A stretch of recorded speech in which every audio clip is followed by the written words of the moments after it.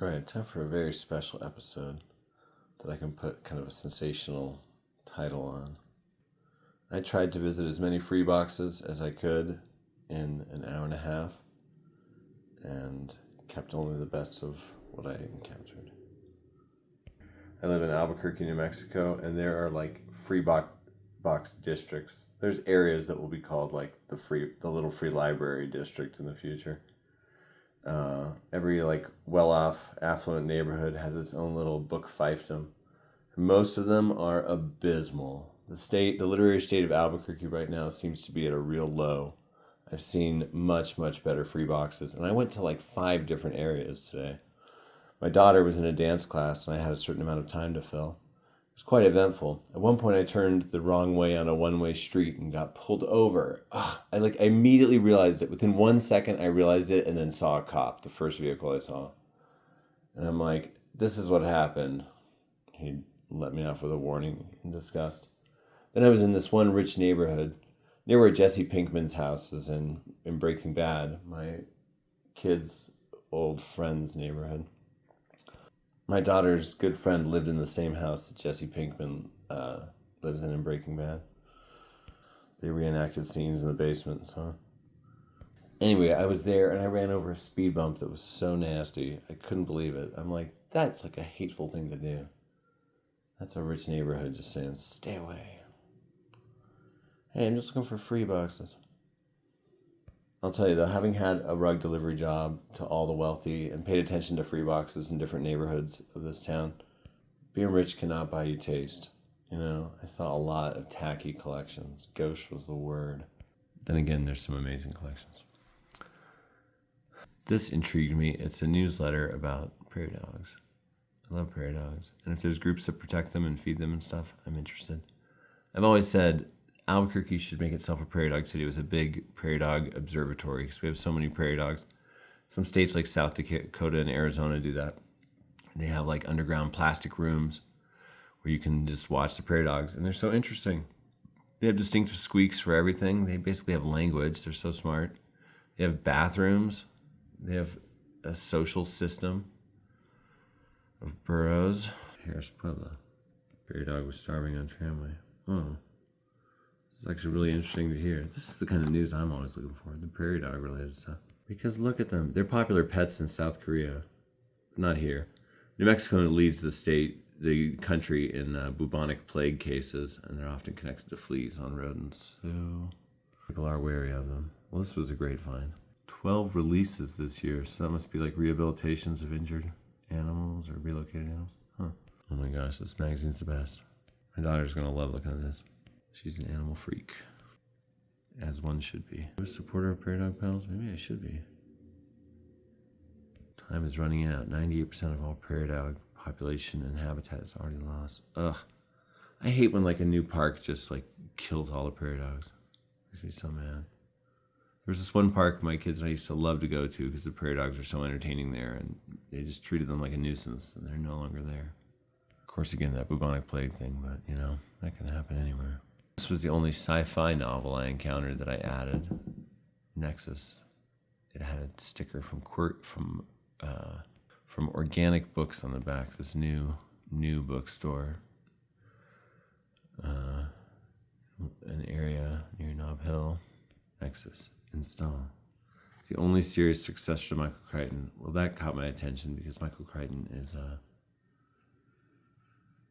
real imagination. Even if I think he kind of got politically misguided toward the end of his life. Became a real climate change denier. In the near future, the experimental nanodrug Nexus can cause humans to link together mind to mind. There are some who want to improve it. There are some who want to eradicate it. And there are others who just want to exploit it. When a young scientist is caught improving Nexus, he's thrust way over his head into a world of danger and international espionage. Where there's far more at stake than anyone realizes. Arthur C. Clarke Award. At UNM Bookstore, the most popularly stolen item by employees were these little jars of alcohol with like pads where the lids are, and these little scraping tools that you could use to get sticker things off books. Once the employees there discovered how awesome it was to just completely get rid of the crap on their books from tags, everybody wanted them. I never stole them, for the record, Lisa. I never did. I like that job. But I thought that was funny that it was the most commonly stolen item. I can see why people would. It's great. I don't know, where do you even buy that stuff? I'm kind of considering this the most important. These are the only 2 paperback fiction books that I found in the free boxes of Albuquerque. Dr. Faustus by Christopher Marlowe. Not marked up. Pretty good shape. An old play. Contemporary of Shakespeare. This is a great addition to the paperback project. Super glad to find this. I love Catch-22 and Closing Time, and Joseph Heller wrote those. I enjoyed what I read if something happened. So this was neat to find. I found it in like a box of like trash books, UNM, and it could use a little taping up, but the text looks clean. Binding's fairly solid. Could be kind of interesting. One of the important books of our generation. Okay. Chicago Sun-Times, all about it. I remember once reading Catch-22 and just being like, I'm going to look up Joseph Heller and start a letter writing correspondence with him and try to, like, you know, get that guy as my mentor or something, because he was just so, I just was so moved by Catch-22. I'm like, what a powerful book. It really is a good book. It's so interesting and anti-linear and uses its emotional through lines so effectively, while all being a great satire with genuine laughs. But so I thought that, and then I had all this daydreaming planning in my head, and then I went to go look up his address or like where he lived, and he was dead. So don't dream, folks. It's dangerous. Hope is the cruelest of all virtues, as Nietzsche said. Okay, working up to the best stuff. This is my stack of okay stuff. Okay enough to get. I swear I went to like 15 free boxes. A third of them I didn't take anything from. Sometimes I took things and then put them in other boxes and got rid of them when I changed my mind. I think the design in this book cover is pretty good, actually, but it just seems like I don't know, it's kind of sticky with sticker residue. Tiny little corner up here. I can be a real snob about that stuff. I want to have nice books in my collection. That said, ultimately, it's all about the content. And this book looks very good. I bet it would have me nodding a lot. Terrorism. Governments around the world have used the drug trade to finance it for their terrorist activities. Yeah, I was reading Sherlock Holmes with a classroom, and got to a mention of opium, and so that got into the opium wars and nabobs and Nob Hill in our own city, and like going off about like the opium wars and China making opium illegal and England selling it to Chinese people behind England's backs. Wow. Good reviews.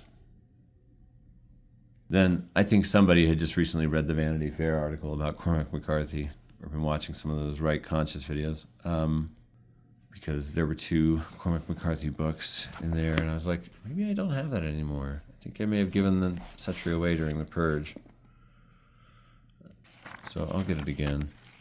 I mean, yeah, he dated some like pretty young women in the 70s, but you just kind of can't deny Cormac McCarthy's writing. He's a talent you have to contend with.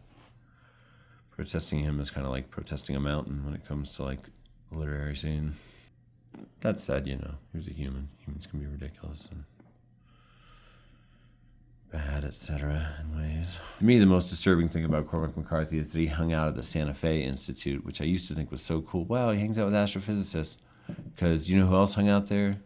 I can't believe I'm spacing on this guy's name. What was that guy's name that people said killed himself, but it was like kind of weird. The cameras were turned off. He was like a pedophile island owner that had all the celebrities go to him. Jeffrey, what on earth? I can't believe I'm spacing this name. Anyway, he went to the Santa Fe Institute all the time and kind of brought the party to it. And Murray Gell-Mann, the physicist from UNM, famously loved going there just to hang out with that guy. And then I'm like, Cormac McCarthy, what were you really doing there, you know? Well, this is proof that my brain is friggin' crumbling that I can't remember this guy's last name. It's only in like every news story for months and months.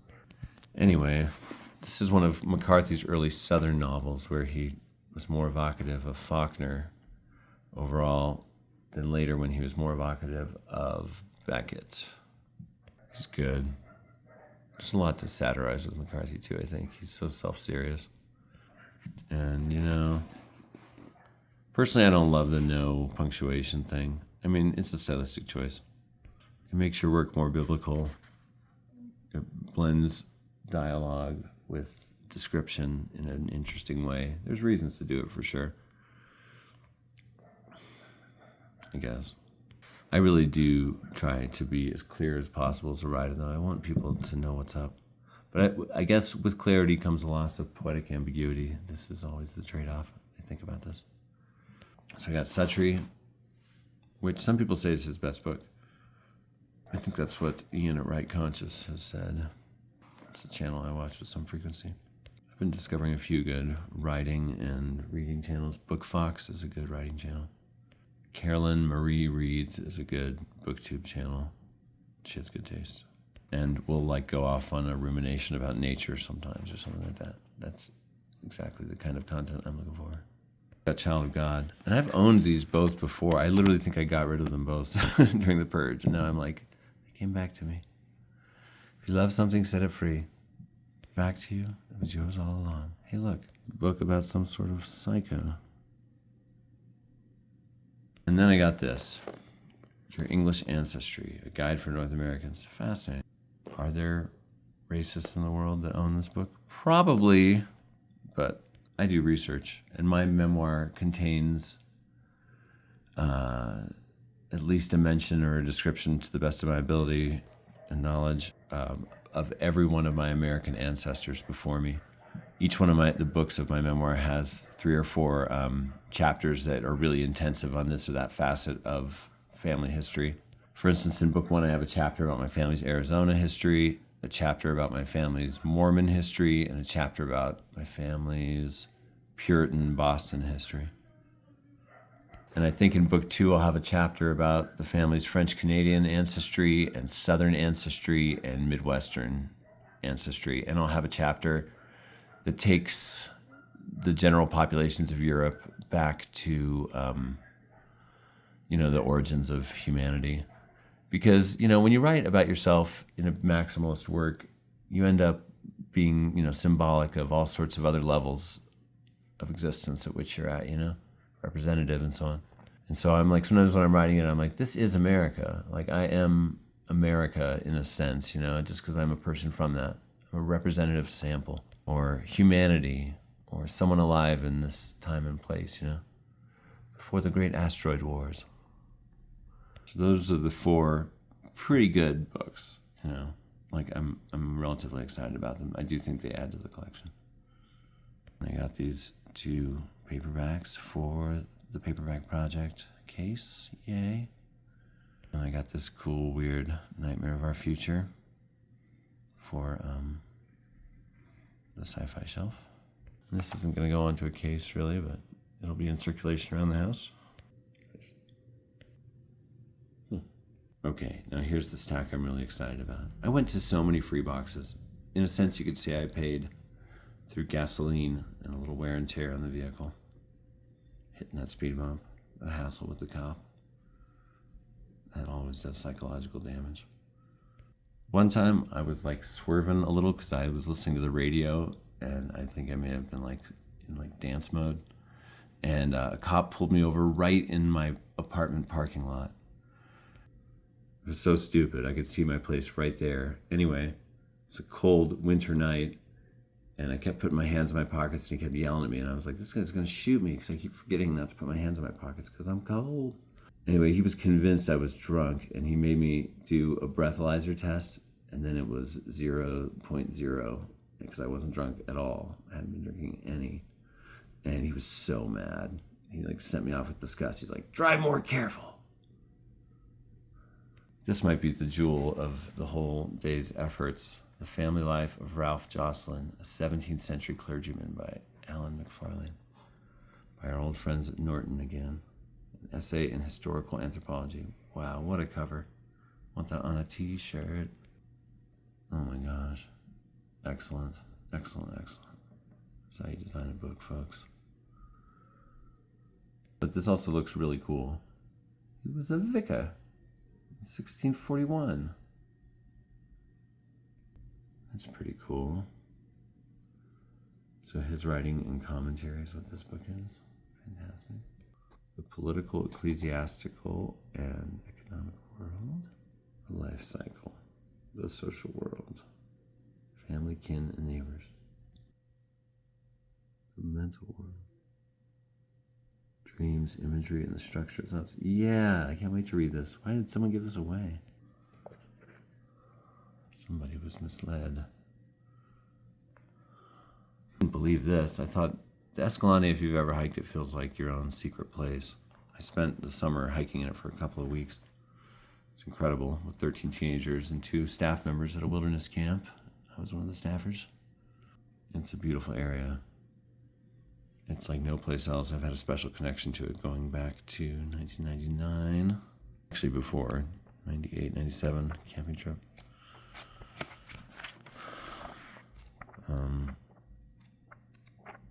Death Hollow, that's where we hiked. Incredible. We were like swimming in some flooded canyons even. Stretches. Oh, Davis Gulch, my heart is there. It's incredible. What a find. I'm so glad to have this. Now you have to go back. What's strange is the person I hiked that with today just texted me also. I had just been thinking about those times. One of the staffers, Clara. I'm like, what? And I found this book. You know, life's always looping back on itself. Well, this looks great. It is beautiful. Old hardback, 5,000 quotations for all occasions. They're all appropriate for all occasions. This is why they gave it away, though. It looks a little nasty right there. That's cool, though. It's got a book plate. Popular and useful quotations. Nastiness on one edge. What could that be? Salad dressing. 1945. It is always in season for old men to learn. Skylist. At 20 years of age, the will reigns. At 30, the wit. At 40, the judgment. Franklin, Poor Richard Solomon. Huh. You know, I'm flipping through here, and I'm just not seeing a lot of quotable quotes here. All great men come out of the middle classes. Emerson. Okay. I don't know. Gross stuff on the edge. I might not keep this one. It's just not a very good quote book. I'm like, none of these are, like, I don't want to quote any of these. Death and taxes are inevitable. Halliburton, weak. Be content with your wages, Mark. That was a great quote. Good job. Fell on the day's work. English saying. Yeah, great. Blind zeal can only do harm. Magnus Gottfried. What's that say? Lichtwer. I mean, okay, it's old.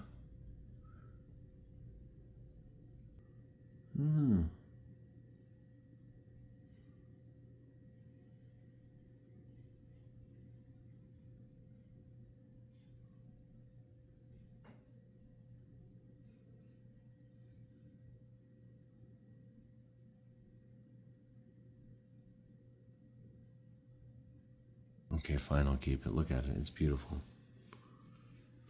I can't. That's gross. I don't know what that's about.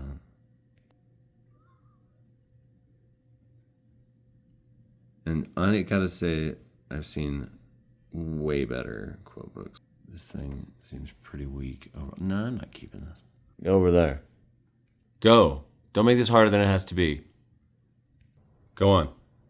You've got a gross stain on you. Get out of here. Good riddance. And your quotes are boring.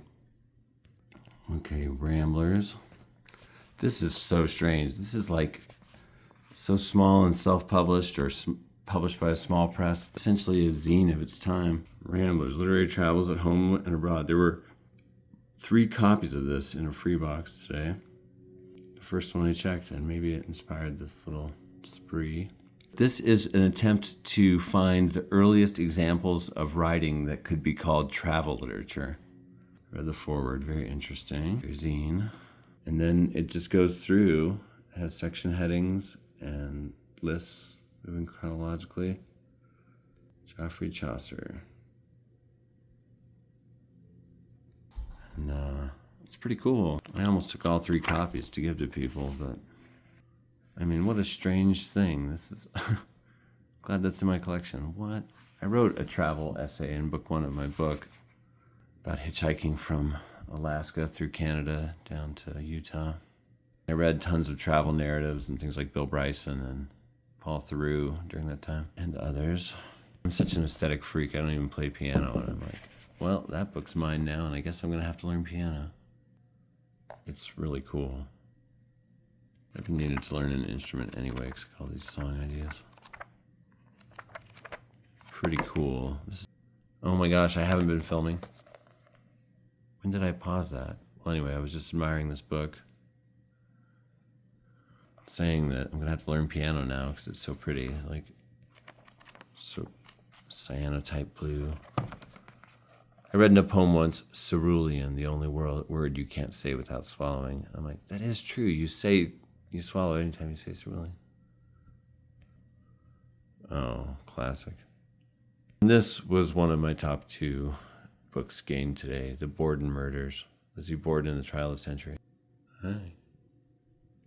Lizzie Borden took an axe, gave her mother 40 whacks. When she saw what she had done, she gave her father 41. It's a nice new book in good condition.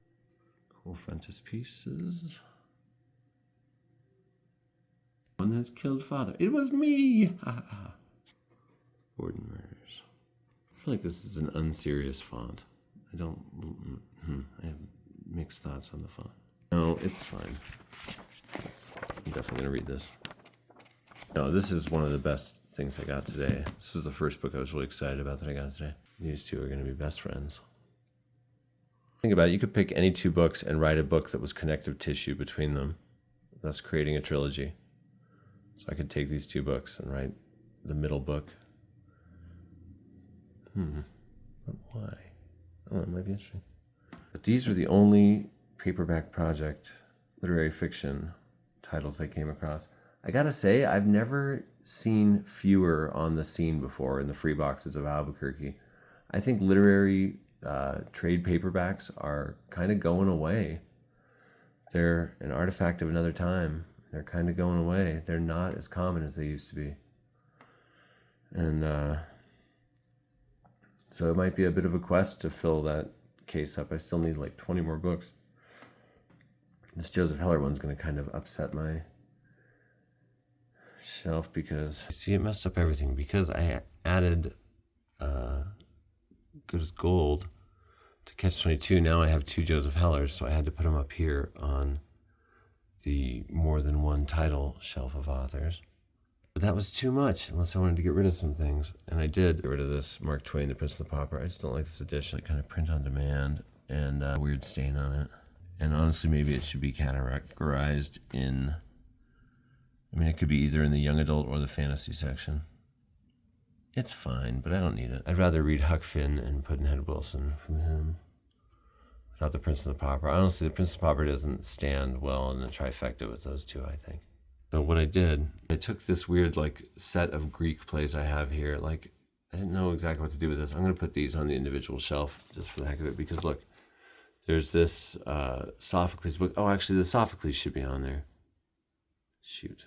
Okay, I'll put Sophocles back on there. Okay, and when I add Farewell to Arms, which I have in the reading pile, and the 3rd Conrad Richter book of that trilogy, The Towns, that'll fill that row up. I'm solved, kind of. I mean, these are connected to each other, like, anyway, and to that Sophocles one. I had all those together for a reason, but they don't need to be together. Still, when I read these, I will then read these. I just keep adding to this case. But like I said, these kind of paperbacks are getting rare. Gonna fill that gap there. That's your new home with the sci-fi. I can use Escalante with the Lake Powell area books, or right there with these Western ones. Art Crit, kinda. You all be nice to that one, okay? Writing books? Yeah, it's kind of about travel writing. Still got one more section to review of that. Bunch of nonfiction incorporated here. Here. Oh, these are gonna be tricky. How am I gonna fit this here? There we go. I'm telling you, that's the knack. But I don't like that it gets over into the Willa Cather section. But what do you do? But if you put books underneath, it looks intentional. Put them on top, it looks sloppy. All right, just read this. This will be my next one. Just need to read The Afterword by John H. Marks. Maybe a little extra material. Amazing. We'll finish up these last ones. Yeah. Nice. All right, take care, everybody, and thanks for following. I enjoy the dialogue with y'all, and feeling like I'm talking to someone other than myself. Have a great one out there. See y'all.